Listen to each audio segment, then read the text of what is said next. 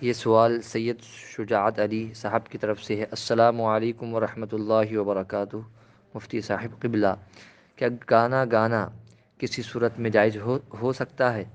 کچھ لوگ جدید تحقیق کے نام پر جائز کی صورت نکال رہے ہیں، معاذ اللہ۔ ایسے نام نہاد محقق پر ازروِ شرع کیا حکم ہو؟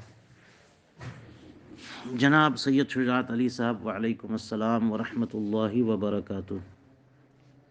لفظ گانا جب بھی بولا جاتا ہے تو تبادر ذہنی اس سے فحش گانوں کی طرف، فلمی دنیا کے منظوم کلام کی طرف ہوتا ہے جسے گویے گایا کرتے ہیں، اور اس کی نقل کے طور پہ سڑک چھاپ لوگ، راستے پہ چلتے ہوئے عام سے لوگ اس کی نقل کرتے ہیں، اسے گاتے پھرتے ہیں۔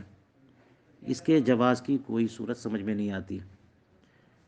اب دیکھ لیجئے کہ منظوم کلام جو ہوتا ہے، ماہرین نے اس کی قسمیں کی ہیں۔ اگر اللہ تبارک و تعالیٰ کی حمد اور تعریف میں ہو تو اسے حمد کہتے ہیں۔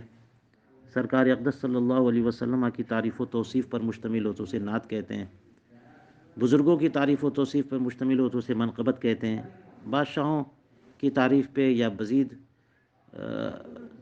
اس میں کچھ اور صورتیں شامل ہیں کہ پھر اسے لمبے لمبے منظوم کلام، اس کو قصائد اور قصیدہ کہتے ہیں۔ اور اسی طرح سے کسی مر جانے والے کے اوصاف بیان کیے جائیں اور تأسف کا اظہار کیا جائے تو اسے مرثیہ کہا جاتا ہے۔ تو اسی طرح سے غزل ہے، ہزل ہے، نہ جانے کیا کیا ہے۔ تو انہی میں لفظ گانا، ظاہر ہے کہ لفظ گانا جب بولا جائے گا تو کوئی نعت کی طرف تو ذہن جاتا نہیں ہے، قصیدے کی طرف یا پھر یہ کہ منقبت کی طرف بھی ذہن نہیں جاتا۔ تو یہ لفظ ایسا ہے کہ عرف عام میں جب بھی بولا جاتا ہے تو فلمی گانوں کی طرف ذہن جاتا ہے۔ اب فلمی گانوں کے اعتبار سے اب دیکھا جائے کہ اس کے جواز کی بھلا کیا صورت ہو سکتی ہے۔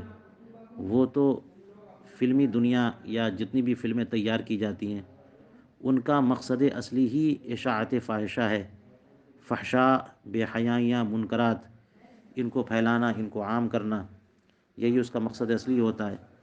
تو اس سے لی ہوئی کوئی چیز وہ جائز ہو، مباح ہو، یہ بات سمجھ سے باہر ہے۔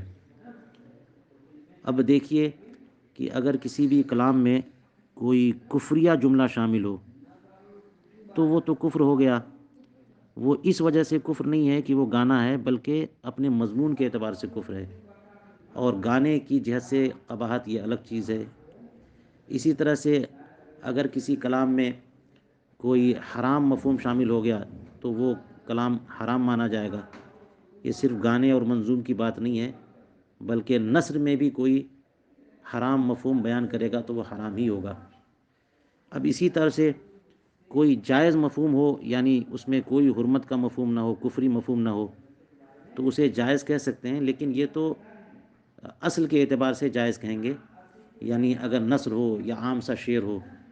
لیکن بات یہاں پر گانے کی ہے، تو گانے میں کوئی ایسا مضمون نہ ہو جس میں کفری معنی ہو یا حرام معنی ہو، تو صرف اس وجہ سے کہ کوئی حرام یا کفری معنی نہ ہو اسے جائز کہہ دینا، اس کی دوسری جہت کو نظر انداز کرنا ہے۔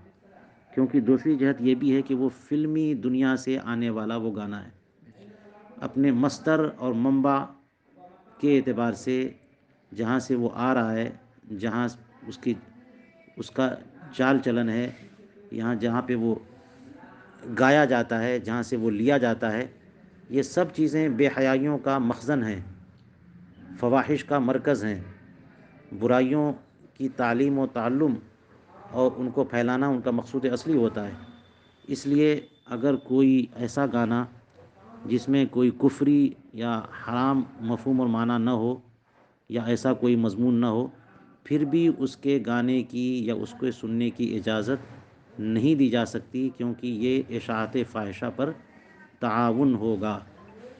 اور کوئی اگر اس کو جائز قرار دے تو یہ مصلحت شرعیہ کے خلاف ہے، کیونکہ اگر کوئی خلاف شرع مفہوم اس کے مضمون میں نہ بھی پایا جائے تب بھی اس کی قباحت کے لیے یہی کیا کم ہے کہ ایسے ماحول میں وہ گایا گیا، ایسے لوگوں نے گایا جن کا باقاعدہ مقصد ہی فواحش کی تجارت ہے، بے حیائیوں کو فروغ دینا مقصد ہے، تو اب ایسی چیز کو اگر گانے کی اجازت دے دی جائے اور نغمگی کی اجازت دے دی جائے تو گویا کہ عوام الناس تو اس ہلکی اجازت کو دور والی اجازت تک لے جا سکتے ہیں۔ اس لیے اس کے جواز کی کوئی صورت سمجھ میں نہیں آتی، اور اس کے جواز کا فتویٰ دینا یہ منجر الی الحرام ضرور ہو سکتا ہے، اور اشاعت فاحشہ کا سبب بھی ہو سکتا ہے، اس پر تعاون بھی ہو سکتا ہے۔ اس لیے اس سے بچنے کی ضرورت ہے، اور اگر کسی نے اس کے جواز کا حکم دیا یا اجازت دی تو لازم ہے کہ اس پر رجوع کریں اور اصل حکم شرع ظاہر کریں۔